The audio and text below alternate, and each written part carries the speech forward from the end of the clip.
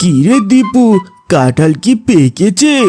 হ্যাঁ রে শিপু, অনেকগুলো পাকা আছে, সেই গন্ধ বেরিয়েছে। ওই মহাজন যা জ্বালানো শুরু করেছে না। বলা বলি বাদ দে, আগে পালা, দে দৌড়। শীতলপুর গ্রাম একদম শান্তশিষ্ট, কোনো ঝগড়া মারামারি কিছুই নেই। তবে কিছুটা অশান্তি সৃষ্টি করার জন্য ছিল এদিন মহাজন, আবার তাকে জ্বালানোর জন্য ছিল গ্রামের কিছু দুষ্টু পোলাপান।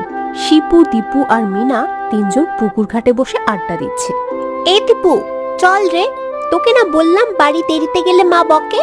তোকেও তো তাই বলে দিয়েছি, আমাদের সাথে থাকতে হলে ওসব কথা বলে লাভ নেই। কখন কোন মিশনে যেতে হবে তার কি ঠিক আছে নাকি? তুই কি বলিস শিপু? হ্যাঁ, তা তো ঠিকই, আমাদের আবার যাওয়ার কোনো ঠিক আছে নাকি? কখন কোথায় যাব? তার মানে কি তোরা আজকেও কোথাও যাবি? হ্যাঁ, তা না গেলে হয়? তা কোথায় যাবি ঠিক করলি? চল ওই মহাজন বাবুর বাগানে যাই। ওই মহাজন যা জ্বালানো শুরু করেছে না, এ গায়ে ওর থেকে বড় হাড়কিপ্টে জীবনে দেখিনি। একটা পাখিও ঢুকতে দেয় না, আমরা গেলেই তো প্রতিবার তাড়িয়ে দেয়।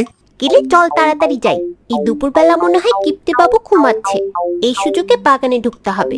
হ্যাঁ রে দীপু, মিনা ঠিক কথাই বলেছে, এখন না গেলে আর কিছুই পাবো না নে। আচ্ছা ঠিক আছে, চল। ওরা তিনজন মিলে বাবু মহাজনের বিশাল বাগানের সামনে গিয়ে দাঁড়ায়। আশেপাশে কাউকে না দেখতে পেয়ে তারা ভেতরে চলে যায়। কয়েকটা আম কুড়ানোর পরেই পেছন থেকে মহাজন বাবু লাঠি নিয়ে দাঁড়ায়। এই কে রে, কারা তোরা? এই দাঁড়া দাঁড়া বলছি। আরে যা মিনা, তুই যে বললি ঘুমিয়ে আছে।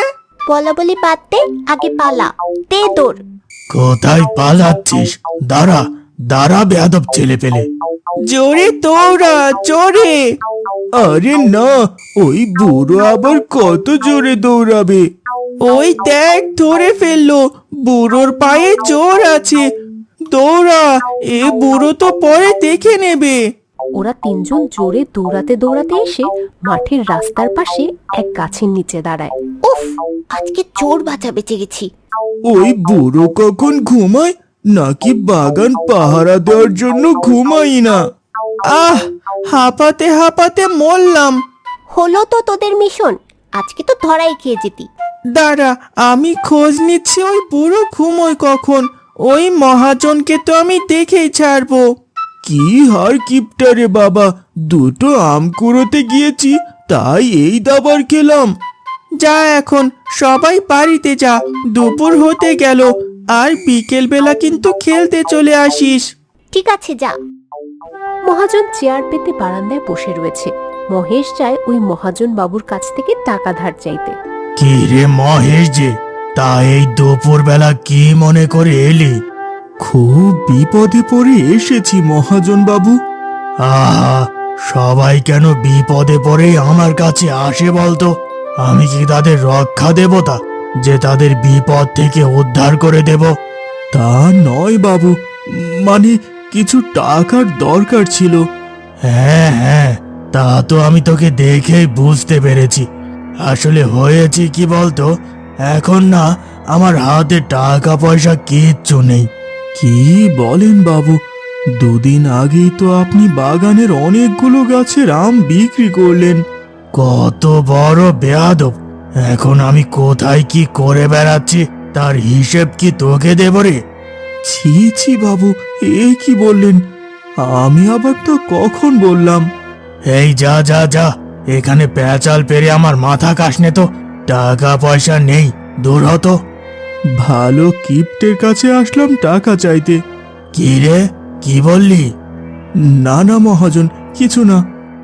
পরের দিন সকালে দীপু, শিপু আর মিনা তিনজন মিলে পুকুর পাড়ে বসে রয়েছে। কাল তো ধরা খেতে খেতে বাঁচলি, আজকে কি করবি? আমি খোঁজ নিয়েছি, ওই বুড়ো নাকি বিকেল বেলায় ঘুমোয়। ছেলে পেলে যখন খেলতে চলে যায়, জমিদার সেই ফাঁকে ঘুমোতে যায়। তাহলে তো বেশ ভালোই রে, আজ বিকেলেই জমিদারের বাগান ফাঁকা করে দেব। হ্যাঁ রে, আমিও তাই ভেবেছি, আজকেই কাজটা সেরে ফেলতে হবে। হ্যাঁ রে, আর এবার কিন্তু কোনোভাবেই ধরা খাওয়া যাবে না। আর সবাই একটা করে বস্তা নিয়ে যাবি। আসার সময় পারলে বস্তা ভরে আম কাঁঠাল আনা যাবে। এখন তাহলে যা, সময় মতো চলে আসিস। বিকালবেলা তিনজনই ব্যাগ হাতে করে সময় মতো মহাজনের বাগানের সামনে চলে আসে। আশেপাশে তাকিয়ে ভেতরে ঢুকে যায়। দীপু ঠাস করে একটা কাঁঠাল গাছে উঠে পড়ে। কি রে দীপু, কাঁঠাল কি পেকেছে?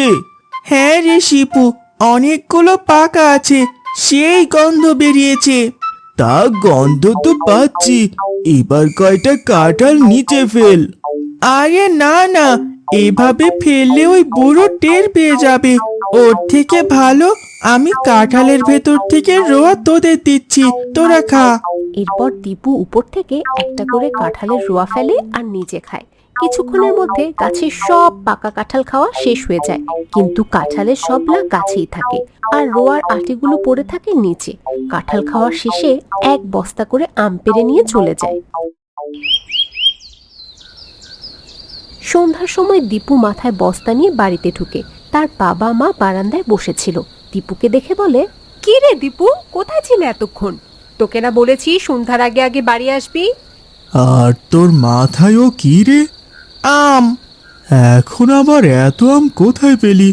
ঝড় বৃষ্টিও তো কিছুই হয়নি। কোথায় আর পাবো, মহাজনের বাগান থেকে এনেছি। সে কত আম রে বাবা, কিপ্টে মহাজন কাউকে একটা আমও খেতে দেয় না। বাহ, ভালোই করেছিস। তা তুই একা না তোর সাথে কেউ ছিল?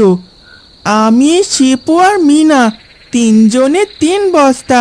আর ওইদিকে মহাজনের সব থেকে প্রিয় গাছের কাঁঠাল সাবার। কি গো তুমি, ছেলেকে আরো রাগ করবে কিনা? তুমি আরো ওকে উস্কানি দিচ্ছ। যে কাজ আমরা পারিনি সে কাজ ও করেছে। মহাজনের একটা ভালো শিক্ষা দেওয়া দরকার ছিল, ছেলে পেলেগুলো ভালো কাজই করেছে। থুর থুর, তোমরা বাপ বেটা যা ইচ্ছা তাই করো। পরদিন সকালবেলা মহাজন তার বাগান দেখতে আসে। দূর থেকে দেখে কি যেন গাছের তলায় পড়ে রয়েছে। তা দেখার জন্য গেলে দেখতে পারে গাছে শুধু কাঁঠালের ছোবড়া ঝুলে আছে আর নিচে সব আটি। হায় হায় রে, আমার সব গেল। আমার এত শখের গাছটায় কোন হারামজাদার চোখ পড়ল রে? আহারে আহা। তখন সেখান দিয়ে ছেলেপেলেগুলো যাচ্ছিল। ও মহাজন বাবু, আমি জানি এ কাজ কিসে করেছে। কারা রে, কারা করেছে? বল বল। আপনার কাছে যেভাবে কাঁঠাল খাওয়া দেখছি, তাতে তো মনে হচ্ছে শেয়াল খেয়েছে। শেয়াল? হ্যাঁ মহাজন বাবু, শেয়াল। সেদিন তো সেই মিনাদের গাছের কাঁঠালও এইভাবে খেয়েছিল শেয়াল, তাই না রে মিনা? হ্যাঁ বাবু, সে বিশাল বড় বড় শেয়াল। আপনি আবার মারতে চেন না, আপনাকে আবার কামড়িয়ে দেবে। হ্যাঁ রে, তা তো আমি বুঝতে পেরেছি। এ তো 4 পায়ের শেয়াল না, এ হলো 2 পায়ের শেয়াল। এবার আর কোথায় পালাবি? 2 পায়ের শেয়াল সব, তার আমি বুঝিনি। দাঁড়া দাঁড়া বলছি, এসব শেয়ালকে কিভাবে মজা দেখাতে হয় তা আমি ভালো করে জানি। শিয়ালকে দাবড়িয়ে ধরা যায় না, সে কথা ভুলে গেছে বুড়ো। উফ, দাঁড়া দাঁড়া, আর পারা যায় না। এই ছেলে পেলেগুলো হয়েছে শিয়ালের মতোই, চোখের পলকে হাওয়া হয়ে যায়। উফ, কি হাফ রে বাবা। দেখ দেখ, কিপটে বুড়ো কিভাবে দাঁড়িয়ে পড়েছে। ওই কিপটে বাবু, আমাদের ধরতে হলে তোমার ওই কিপটামি ছাড়তে হবে। কিপটামি তোমার ঘাড়ে চড়েছে, ওটা আগে নামাও। দাঁড়া দাঁড়া হারামজাদার দল, আমাকে কিপটে বলিস? অসভ্য 2 পায়ের শেয়াল, এদের জ্বালায় তো বাগানে একটা ফলমূল থাকার মতো নেই। কিপটে মহাজন, তোমার গাছের আম কাঁঠাল পচে নষ্ট হয়, তাও কাউকে দাও না, তো আমরা কি করব? দূর হ হারামজাদার দল, দূর হ। এবার আসিস, 2 ঠ্যাং কেটে রেখে দেব। ওরা তিনজন গাল ভেঙে দৌড় দিয়ে হাসতে হাসতে চলে যায়।